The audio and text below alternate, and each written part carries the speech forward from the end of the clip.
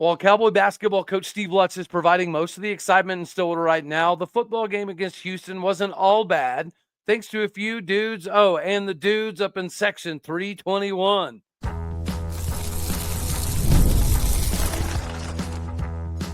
You are Locked On Oklahoma State, your daily podcast on the Oklahoma State Cowboys, part of the Locked On Podcast Network, your team every day.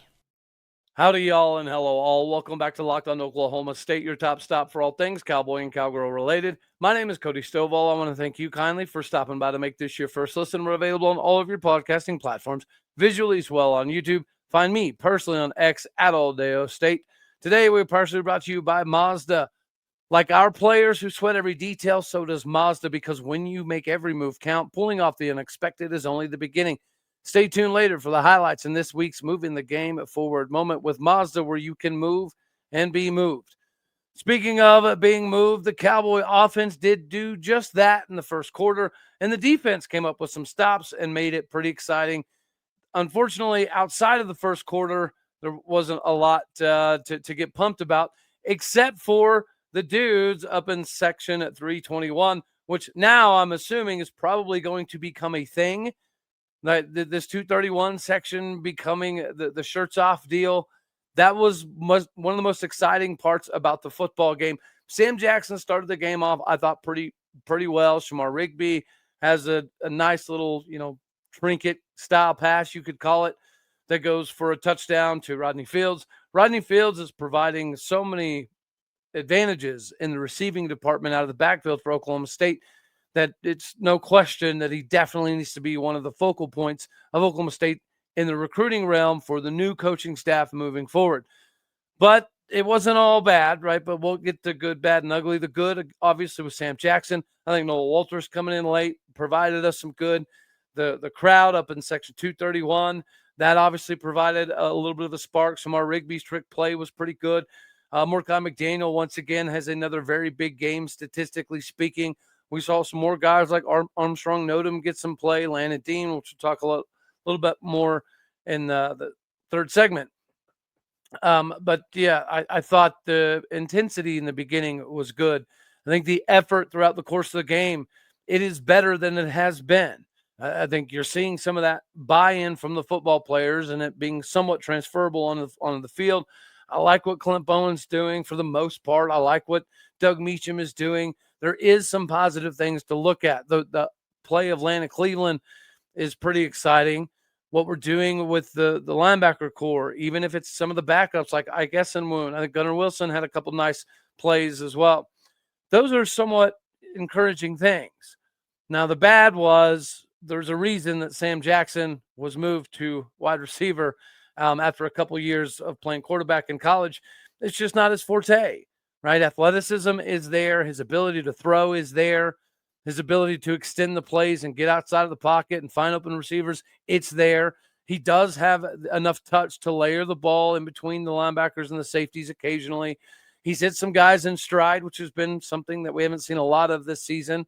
But the decision-making process throughout the course of the game, when there's a lot of pressure, sometimes externally, not necessarily inside the pocket, but some of the secondary dudes, that caused him to make some mistakes, and those mistakes equal turnovers and 3 and outs, and it just kind of it died pretty quickly. But up until that, we didn't know what we had until we saw a full game of it. We'd seen glimpses of Sam Jackson throwing the ball and getting himself, outside of the pocket on reverses with the option to throw. And it looked so good, this seems like the most logical option. And then Banks Bowen did have some opportunities and, kind of like the speed of the game caught up to Sam Jackson. That's what Sam Jackson probably was looking at his freshman year, because that's what Banks Bowen is seeing when he gets in the ball game. And then you have to go with the ugly. I mean, the score overall obviously was pretty ugly. You got to give props to Houston making some adjustments to come up with their 39 points. The 39-17 it wasn't necessarily indicative of how the game went for the most part. The first quarter and parts of the fourth quarter, Oklahoma State did pretty well. But, the second quarter, the third quarter, and most of the fourth quarter, that was all Houston. So they made adjustments predicated upon some of the trickery that we were doing to begin the game. And from that point forward, they were very, very disciplined. They were very good about, having both the ability to have contain, but also not get bogged down in any of the fun eye candy that came after we got our big touchdown that was off of some eye candy. So the eye candy aspect definitely worked, but after the scripting was over, which was very, very good, that has to go in then the part of the good category. The scripting with the offense and defense was pretty daggone good to start the ball game. The ugly part was, we allowed Connor Wegman to get rocking and rolling, to get comfortable, to get on a mission. That was a problem. Jason Queso Brooks, right? He had a couple false starts, but other than that, he had a nice game. Boogie, he didn't kill us, so I guess you could classify that as potentially good. Yeah, but the ugly was the score. The ugly was our inability after the scripting was over to manufacture not only points offensively, but enough stops defensively to give ourselves a chance. Now, I do think that we did have more defensive stops than more often than not this season, but it wasn't enough. Ugly, you could chalk up the stands, the fans in attendance.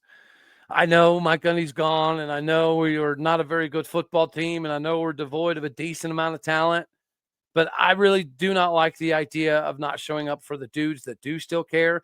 So your Parker Robertsons of the world that are clearly putting themselves out there to fight and claw and scratch and bleed for one victory, maybe one victory.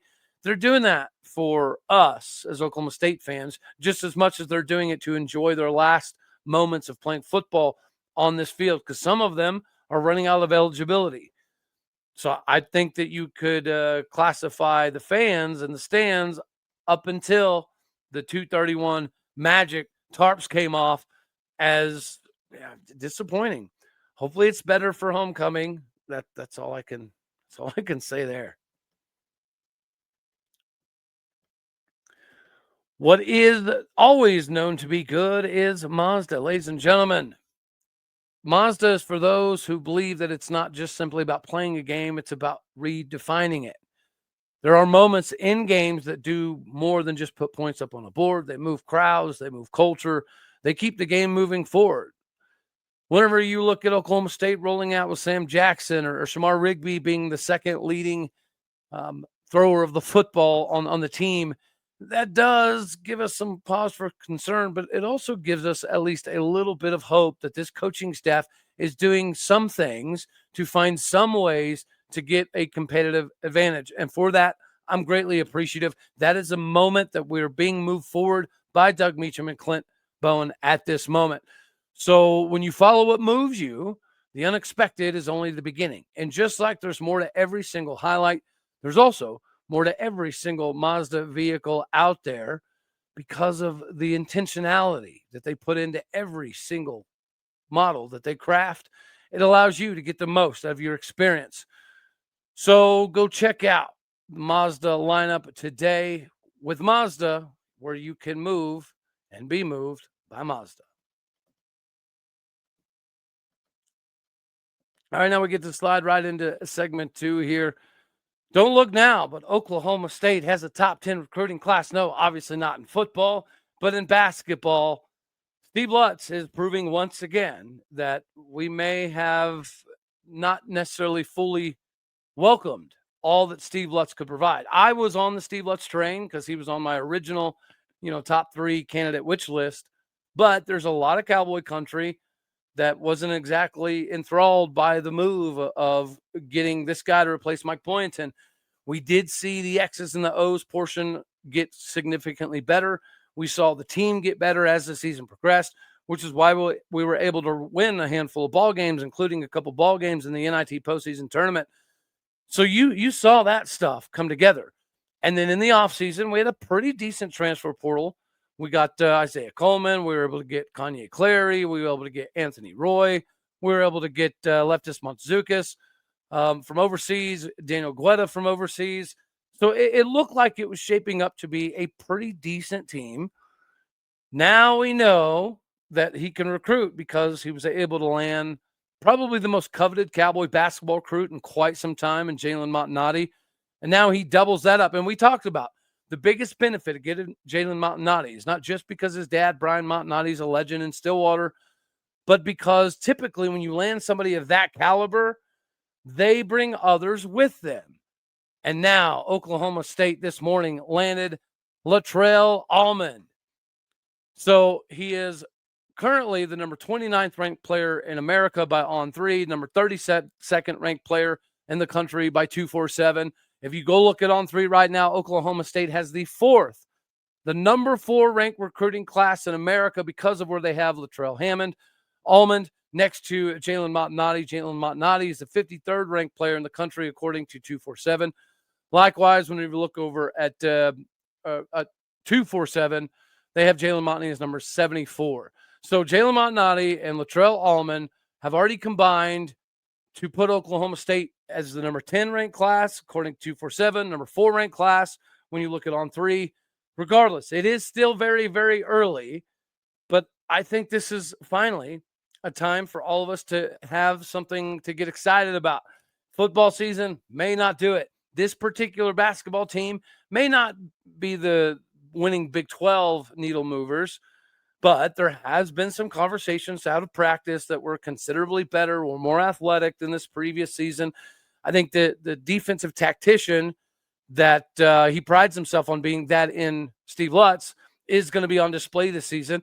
Last season, we had some athletes. We didn't have any really solid shooters. We didn't have any real true point guards who could facilitate and distribute the rock while also creating their own shots internally.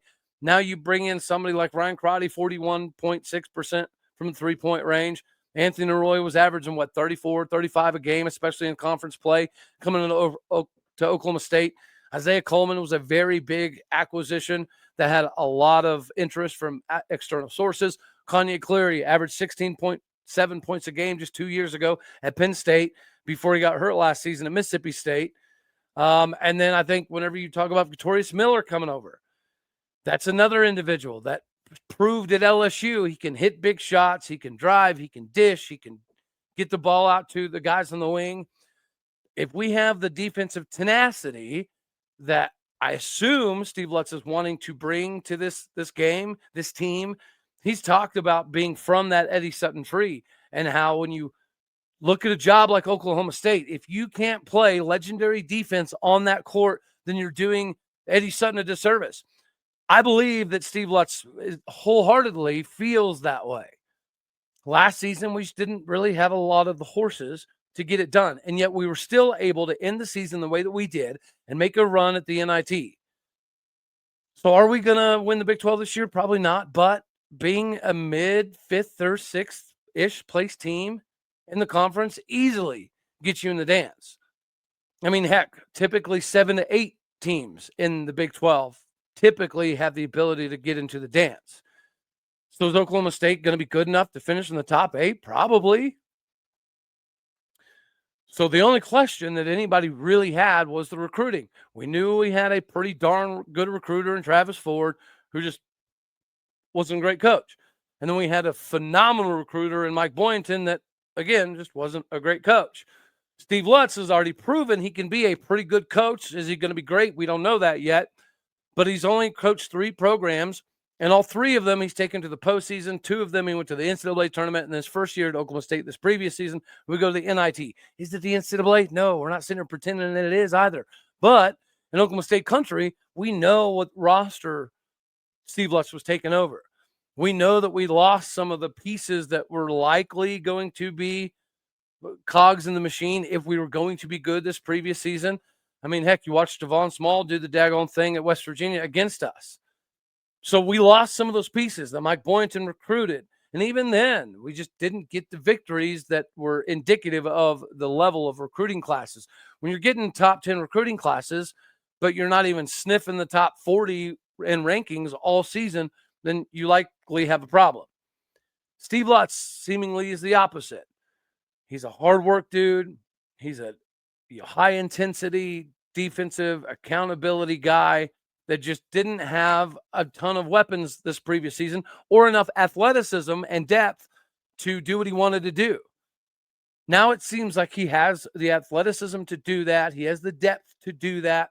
Yeah, it's largely a recruiting transfer portal team, but it's guys that he actually was able to go acquire. We do know that the NIL has gone up considerably in basketball. Is it where we needed to be? Probably not. But, going from the bottom of the barrel in the Big 12 to at least a mid-tier team when it comes to NIL expenditures is going to be beneficial, I think, this season. And the deal sealer for all of this, Oklahoma State currently has a top 10 class, according to one, a top 5 class, according to another. We've got another individual that is showing interest in Oklahoma State, and that would be Parker Robinson, 6'5", 200-pounder from Atlanta, Georgia.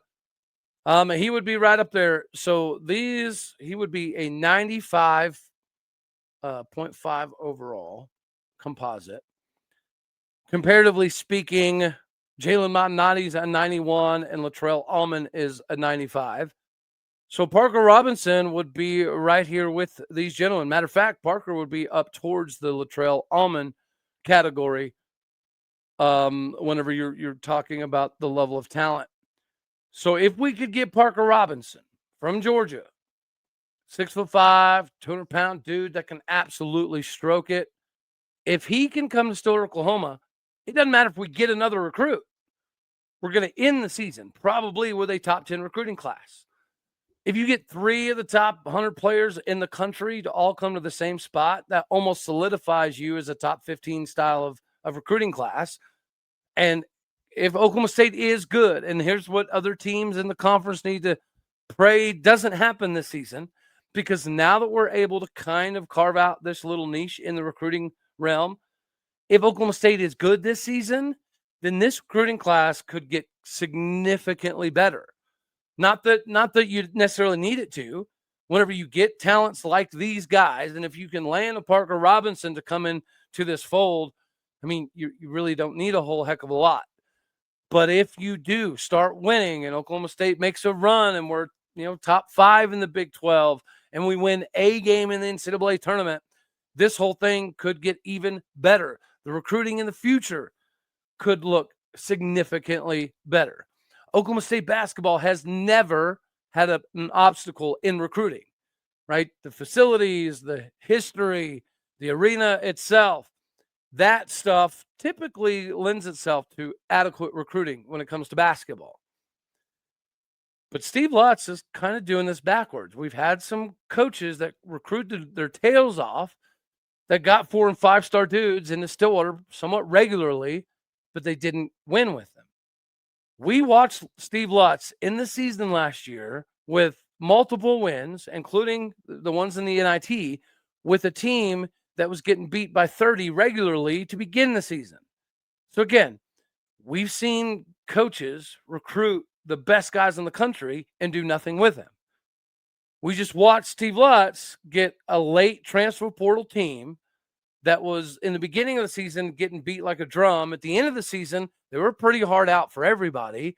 And we were able to, chip off some wins and get a couple postseason wins that we definitely didn't expect coming into the season.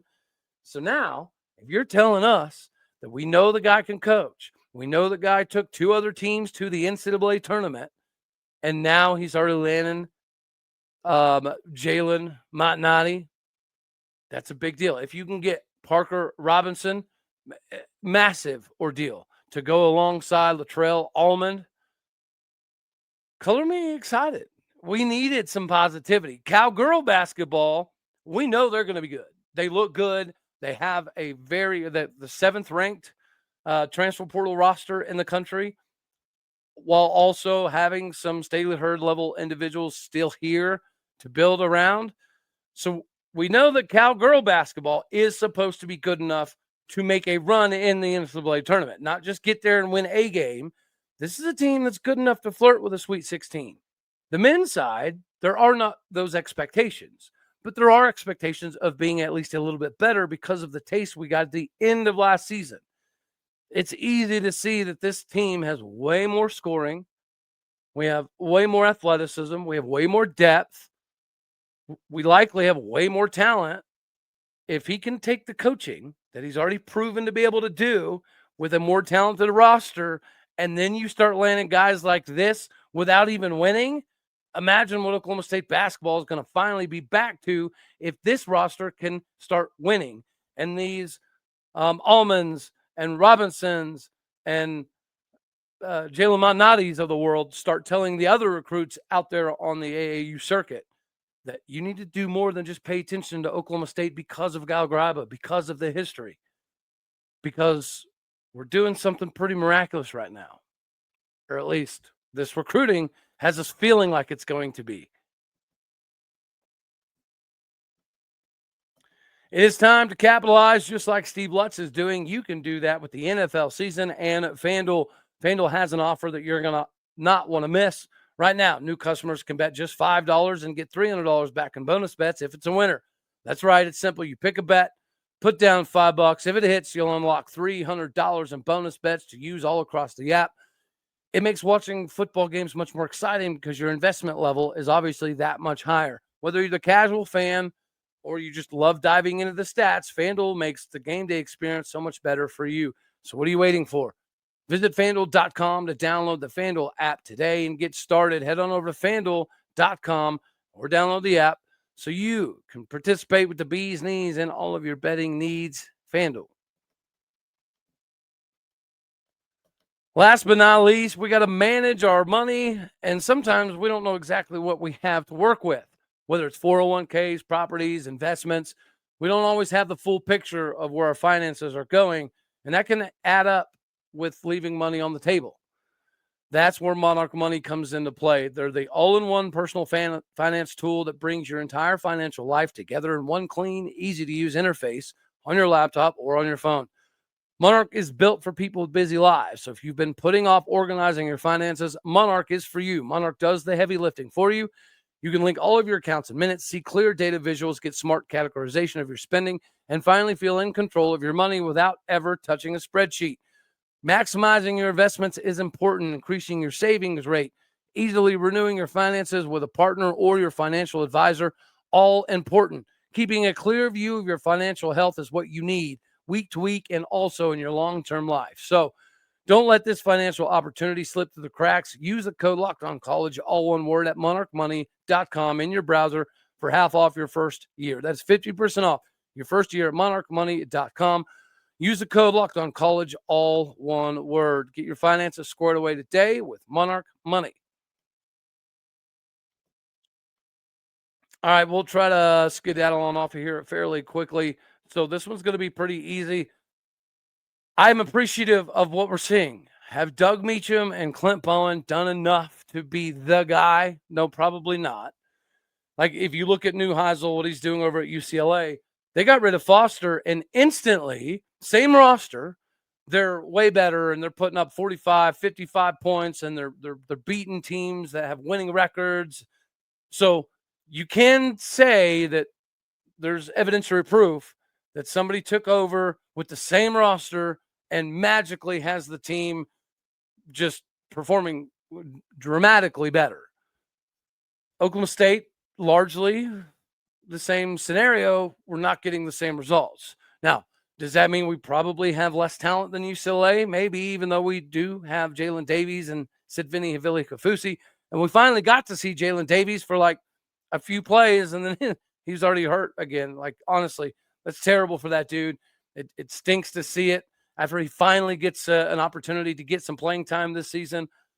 After battling injuries, he has yet another one. So the two UCLA dudes may not necessarily like hearing that it's possible that UCLA has more talent, or Neuheisel is just that much better than Doug Meacham. Regardless of whether Doug Meacham and Clint Bowen can continuously have an audition to be the coaches in Stillwater next season, at least we can look back on this moment and have some appreciation. The offense against Baylor immediately looked better, right? And then we kind of pooped the bed offensively against Arizona. And then the first quarter, that Baylor revolutionary, there we go, style of offense looked to be back a little bit.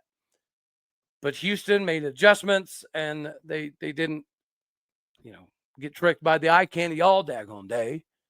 But whenever you go look at the top tackler, there's 2 weeks in a row that it's Mordecai McDaniel.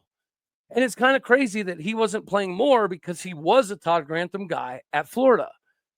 But Mordecai McDaniel's getting his opportunities. He leads the team last week in tackles. He leads the team again this week in tackles with 13 total, 7 solo. He has a pass deflected. Trip White, who has been coming in recently, the last 2 games for Brandon Rawls, he's number 2 on the team with 8. And then Malik Charles has a big day. Landon Cleveland has 5. Kenneth Harris Jr.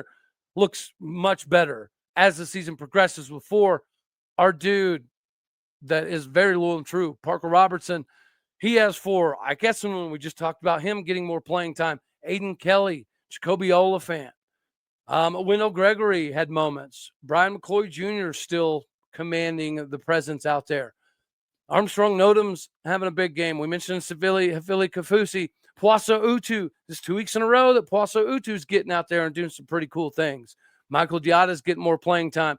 Gunnar Wilson has some tackles. He also recovered that the ball that was muff punted or whatever.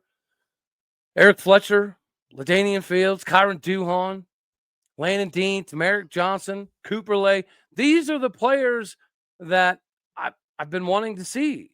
So, I cannot complain because the guys that I've been hooting and hollering about, that if we're going to have a bad season anyways, just start playing the guys who give a crap. At least we can watch guys who care get beat instead of getting beat by guys who clearly don't give 13 craps. That's precisely what I'm getting. So I have zero reason to be upset. Yes, we understand where we're at as a team, and we're not all that great. We're not going to win probably any more ball games.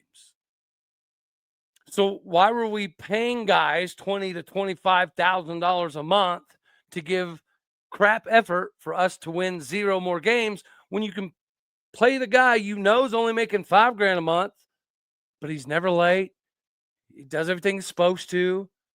He goes to all of his classes on time. He uplifts the locker room. He doesn't talk crap on people, doesn't talk down to his teammates.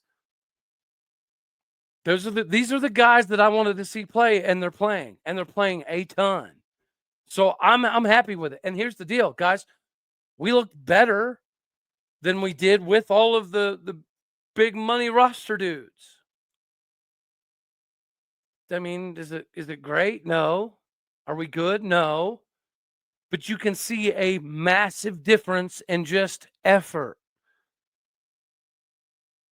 That has to track with us, which is why we have to do our part and fill up Boone Pickens Stadium, which you can also do because this is homecoming week. We're doing a ticket giveaway, a live show in Stillwater. Thank you, Coney Island, for helping us out with this. Obviously, thanks for Kappa for getting all this rocking and rolling. We're going to go into more detail in a live show, but make sure that you go to the @Kappa official Twitter or my ex @Aldeo State or Keaton OKST Probs.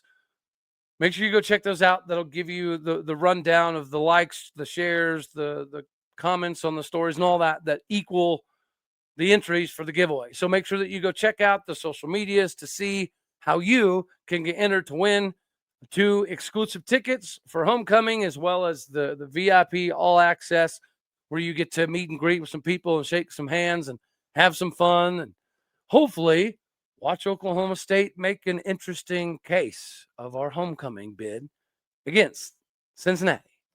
All right, y'all. That's all we're going to have for this one right here. As always, I love you. God bless. Go Pokes. Thank you for tuning in to make this your first listen here in Locked On Oklahoma State. You could be anywhere.